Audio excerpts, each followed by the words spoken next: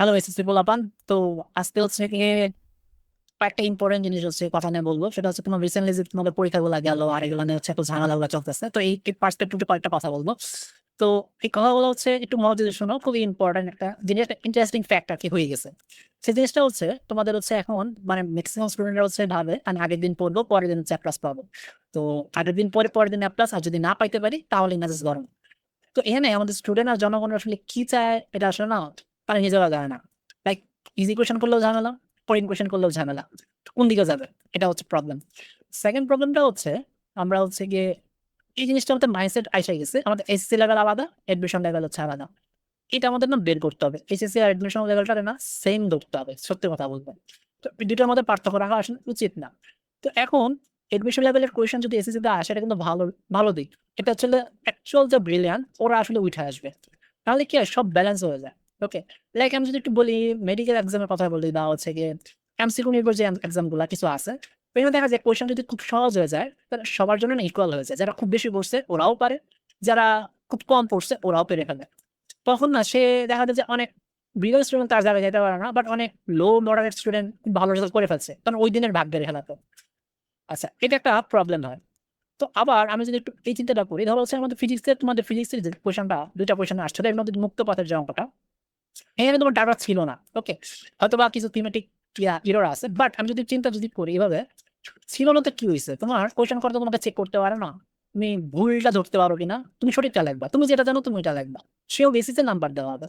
Like এডমিশনে কিন্তু হয় তোমাকে একদম সুন্দর নাম্বার একটা আনসার আসবে এরকম না। লাইক আমাকে যেটা ভ্যালু দেওয়া নাই ওটাকে ধরতে হয় এ বা বি, তোমার আনসার আসতেই পারে 27 A² B, 27 AB, এরকম আসতেই পারে আনসার। তো যেটা দেওয়া এটা ধরো ABC, এটা ধরো, তারপরে তুমি যেটা জানো সঠিক নিয়মে সে অনুযায়ী লেখো। ওকে, কেন এরকম হইতে পারে না? সে কোয়েশ্চেন তোমাকে চেক করতেছে। এখন দেখো ওই একটা কোয়েশ্চেন ভুল হয়েছে দেখে তুমি দেখো কতটুকু ঘাটাঘাটি করছো। তুমি সত্যি করে বলবা এই এখন মুক্ত পাত নিয়ে যদি অঙ্ক আসে তুমি কিন্তু অনেক ভালো করে পারবা, কারণ তুমি হচ্ছে এখন খুব ভালো করে ঘাটাঘাটি করছো এই কোয়েশ্চেনটা আসলে জিনিসটা কি, ভিডিওতে কি ছিল। তো এরকম যদি কোয়েশ্চেন করে একটা দুইটা আসলে খারাপ না, আসলে হচ্ছে ভালো বড়।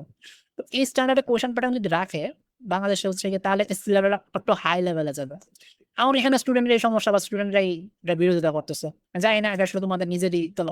হ্যাঁ, এটা তোমাদের সুবিধার জন্য। ওকে, কারণ তোমরা চাও সমস্ত খাওয়াই দিতে পড়াই দিতে।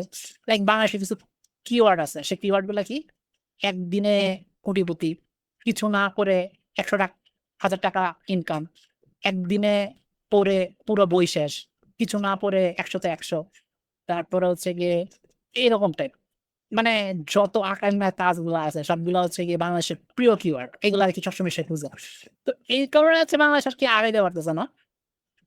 তো এটাই আর কি বলবো, তোমাদের এই মাইন্ডসেট থেকে আর কি বের হইতে হবে। যদি তুমি সামনে ফিউচারে যখন তুমি ওয়ার্ল্ডের সাথে কম্পিটিশন করবা তখন হচ্ছে গিয়ে মাইন্ডসেট থেকে বের হইতে হবে।